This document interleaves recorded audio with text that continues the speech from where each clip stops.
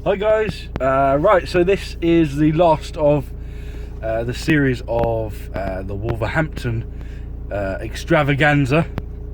So I've had the flu for the last couple of days, so 3 o'clock this morning I saw a property in Wolverhampton, and unfortunately I had a funeral to go to this morning.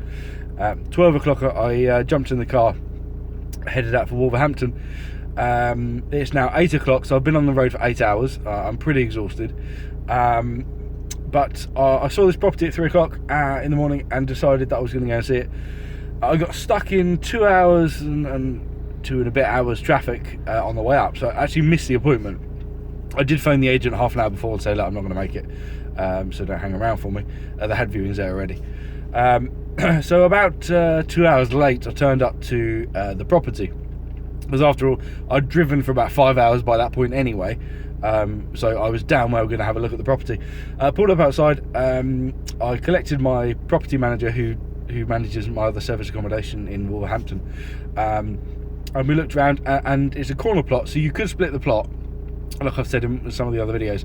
That's not my main strategy, so I'm going to stick to buy, refurbish, and then service accommodation. Now, this is my main strategy, and the house I looked at was 130 grand and had this potential of this other plot. However, on the way through, my property manager showed me her son's property that he'd bought 6 months ago for a little under 110. He'd refurbed it and is renting it out. No, it wasn't very much refurb, and after a tour of that, and actually you can see the other video if you have a look around, I put an offer in to a property that was not on the market for 130 grand, which is my budget to get something.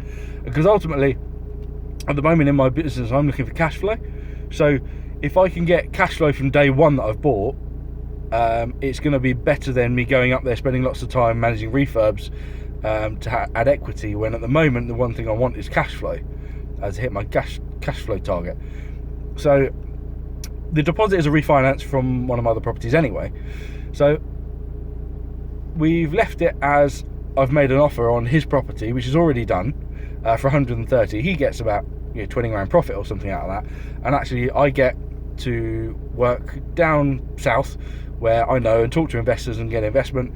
The property can be up here, can be cash flowing from day one, and actually it ticks another box. It will get me about £1,000 a month in the back pocket, which is ultimately the goal for this year. Every property I buy is going to add £1,000 to the cash flow. So yes, there's no equity in it, and maybe I should have done that, but all things considered, I will spend time doing what I'm good at, which is finding the investment. I'll let them do the property management. So went to see a property. The one I looked at initially was a bit of a disaster because the roof was crap, so I wouldn't have bought it anyway. So one of my top tips is get out there and do stuff, because it's only when you start doing stuff that stuff comes out of the woodwork that you wouldn't even expect. I never would have thought I'd be putting in a property that's already done, an offer on a property that's already done. That wasn't even on my radar, and I've been thinking on the 8 hours that I've been driving about my mentees and the fear of going out and doing viewings, the fear of picking up the phone, and actually action kills the fear. So if you're worried about something, just do it. Just get in the car and go, or just pick up the phone and have a conversation. And once you've done it, there's no longer that fear, because you know what's the other side of the barrier that you've just jumped through effectively.